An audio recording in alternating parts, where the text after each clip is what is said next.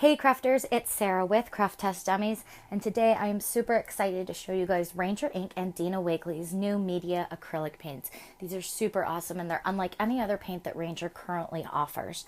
Before we go into full review mode, I wanted to show you guys that I have Ranger and Dina's fine tip applicator on a couple of these tubes here. This little guy is so cool that I thought it merited its own video. So along with this video, I'm going to post one strictly focusing on the fine tip applicator. So when you're done watching this one, make sure you go check that one out because this is really cool. You're definitely going to want to get your hands on this. Back to our paints, there are currently 16 different colors available. That includes a white gesso, excuse me. I always say gesso and I know it drives you guys nuts and I just say I gesso, it's gesso, but I'm going to say it right for you guys today. So you have the gesso. You can get it in the tube or in a tub if you tend to use a lot of gesso at once. One thing that I really like that Dina says tip is that use gesso as if it were your underwear. You're going to put it on before you get ready for the rest of the day. And when you prime a surface with gesso, it's going to allow you to use less paint, and then it also allows the paint to move a lot easier on your surface. So I thought that was a super great tip. There are 2 ounces of paint in each tube, and I want to show you guys one thing really quick, just so it doesn't cause any confusion. I noticed when I first got my paints at home that there were two different bottle sizes, and they both said 2 ounces on the side. So I shot Ranger and Tim an email real quick, and they said that in the first run of the paints, they used the smaller tube, but it was a little bit difficult for them to get all of the paint into the tube. It was a struggle for the machines. So all they did was up the size of the tube, and that made production a lot easier for them. But I just want you guys to know that don't worry if you happen to pick up a smaller tube. You are still getting the exact same amount of creamy, dreamy, buttery paint in the smaller tubes if as you would if you picked up the larger tube. So I thought that was important to note. One thing that we frequently get asked here at Craft Test Dummies is, does it smell? I did not have any noticeable scent or smell when I was working with the paints.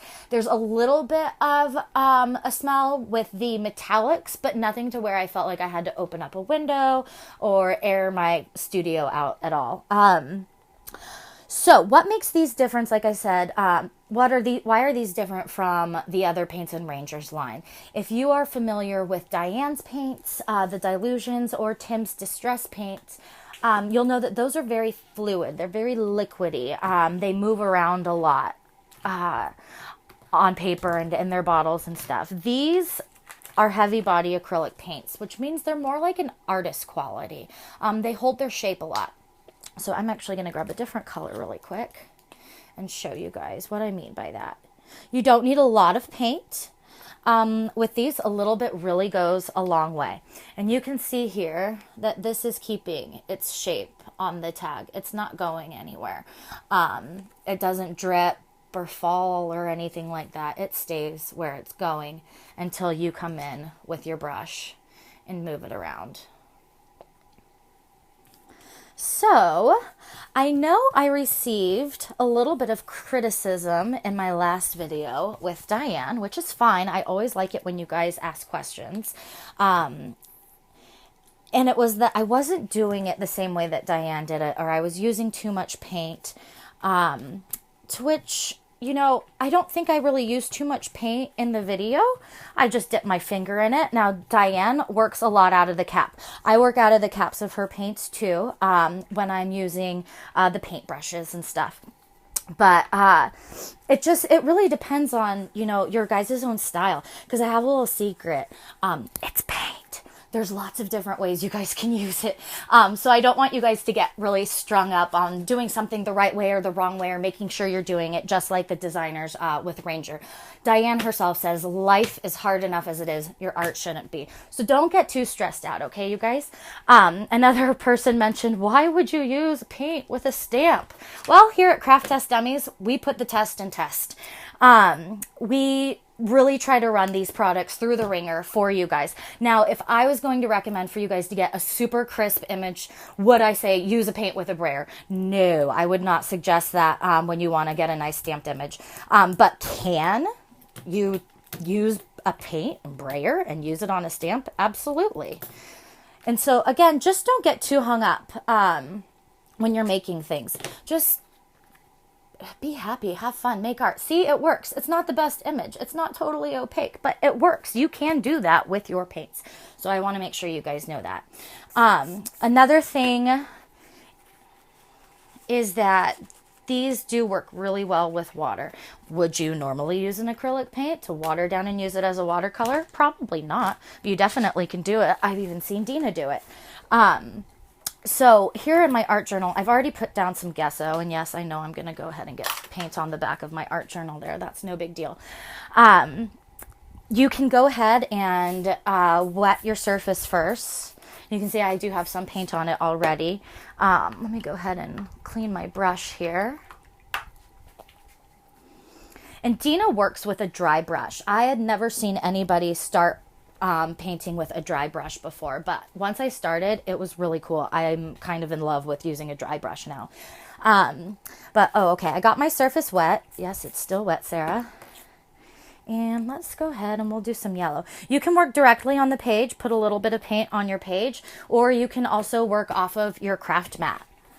And you can see that the paint, it's really thin here, but you can see sometimes you get like a nice little thick part of it, which is really cool.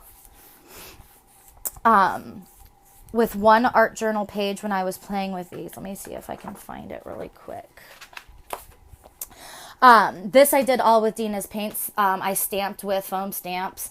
And then with my quote here, I wrote it out in a black acrylic paint marker first. And then I watered down the paints and kind of traced over it with the different colors. I thought that was kind of cool. But you can just, like I said, go around, have fun. Don't stress yourself out. See, I kind of like some of these painty splattery dots over here. One thing I wanted to show you guys too, I mentioned you can work off of your craft mat and put in your paints as if it was your own little paint palette here. Like Dina, I live in Phoenix and it is hot and it is dry and everything dries really, really fast here.